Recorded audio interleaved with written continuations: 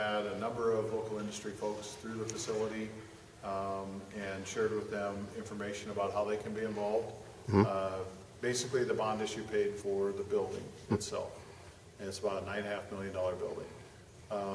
The grants that we wrote in conjunction with Metropolitan Community College and GFDC and other organizations paid for all the equipment that you've seen today. Now, to sustain this, we need local industry partnerships. And so we went out and we listened to industry. We tried to then take that information and pull it into this facility. And now, moving forward, we need them to be able to come alongside us and support the programming.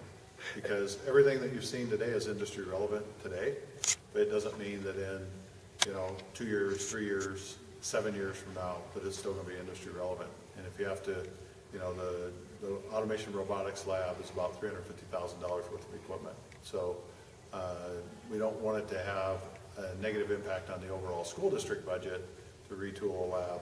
That really needs to be that business partnership. And Mark, you've mentioned several times in school board meetings this past year the importance of the community collaboration, obviously the Fremont Area Community Foundation and many business partners. Can you tell viewers a little bit about how important that is and how much you appreciate their support? Well, I think it's absolutely essential. And we've always had in Fremont really good relationships with local industry and business partnerships. They've always supported our athletic programs, our plays, our musicals, our fine and performing arts. This is an opportunity for us to give back a little bit, but also for them to come alongside us and support programming that's going to have an impact, not only on their industry, but on local industry, but mainly and most importantly on our students and their futures. So that a student that would leave the programming here would have the opportunity to move into a career and to move down a career pathway that looks a little bit different maybe than what they were thinking when they started school.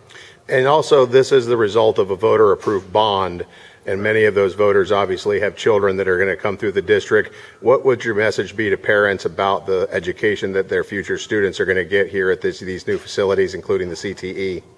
I think as they look at their students' futures and they start to map out what that looks like, what we're going to do is we're going to expose them to a lot of opportunities beginning in 5th and 6th grade up through middle school and the first couple of years at the high school. And then the programming that we've been able to implement in this facility is going to give them the opportunity to really head down a career pathway. It's important for them to explore some of those career paths to see if that's something they really want to do the rest of their life. I have a good friend of mine who was an accountant, and he spent about 18 months in the cubicle and decided that's not what he wants to do in the future. And hopefully students will be able to experience some of that now, and they can decide if accounting is what I want to do I really want to do it the rest of my life, and where does that lead me as a career path? The same would be true in the healthcare industry. This will be their first experience of dealing with body fluids and dealing with blood and some of those types of things, and they might discover that's not for me. So it's better to discover that now than you get 2 years into a 4-year degree and all of a sudden you realize this isn't for me. I think the other thing that this programming will lead to is just a baseline for students that want to go on and pursue a 4-year degree. It sure doesn't stop them or prevent them from pursuing a 4-year degree, but it gives them an opportunity to experience some things. Our middle school instructor was in our first class of welding students, and he left here, went to Wayne State College, completed his teaching degree, was working at Papillion La Vista, and we hired him away from Papillion La Vista to come in and teach. And now he's at the middle school level. You'll recall 2 meetings ago, the board approved some downdraft tables so they can do welding within the middle school lab, and then also a small engines kit where they'll actually tear down and rebuild Briggs & Stratton small engines as part of the curriculum.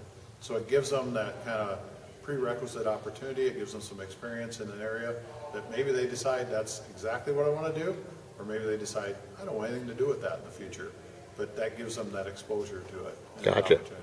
Mark Shepard from Fremont Public Schools at the Career Technical Education Center. Thank you. Yeah.